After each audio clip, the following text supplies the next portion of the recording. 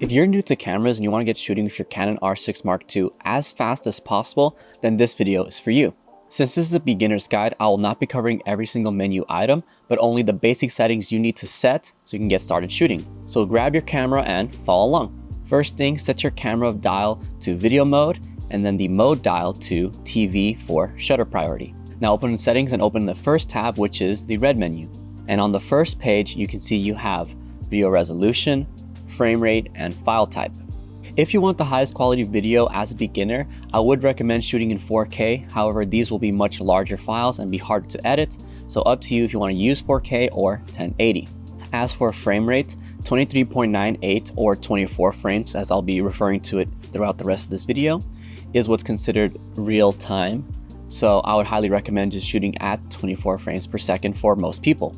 This is the frame rate that movies are shot at, so if that's what you're trying to emulate, then shoot in these settings. However, if you want to do like sports or more online content, you can shoot at 30 or 60 frames per second. Just know that it'll take more memory on your SD card. As for file type, you see you have two options in this camera, IPB or IPB Lite. I would recommend using IPB Lite since it creates a much smaller file size and it is actually easier to edit on most editing machines, especially if you own any of the M1 or M2 MacBooks. We can skip the rest of this menu since it is more advanced options. Next, go to page 4 and select picture style. Of this list, I found that neutral creates the most natural look if that's what you're going for. And in fact, I actually customized it by hitting the info button and adding about 1 to sharpness and then -1 to both contrast and saturation. Don't worry, you can always add those back in post, but it's much harder to add in sharpness without slowing down your editing.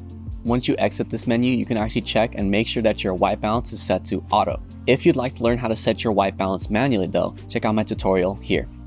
Alright, next let's go to page 5. Here we're going to make sure that the high ISO noise reduction setting is set to standard. Now go to page 7 and make sure that your image stabilization is set to on. This will activate your camera's in-body image stabilization, which is what you paid for when you got the R6 Mark II over something like the R8. Note, if you see this option grayed out, you might have it on your camera lens an option to turn on and off image stabilization. So use that dial instead and make sure that it's on. Next, make sure digital image stabilization is off so that you don't have your image cropped. We're all done in the menu settings, so actually let's open up to the camera view. In your camera view, make sure that your shutter is set to double your frame rate. So if you set it to 24 frames per second like I do, I want to make sure this number is 1/50 since that is the closest you can set it to. If you're at 30 or 60 frames per second, set it to 1/60 and 1/125 respectively.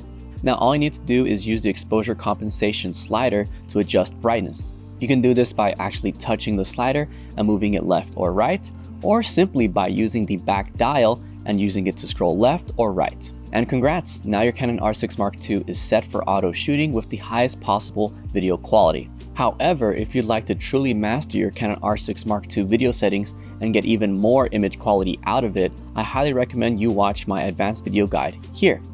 Thank you guys so much for watching. If you have any questions, feel free to leave them in the comment section down below. I hope all of you have a wonderful day and I'll see you in the next video. Peace.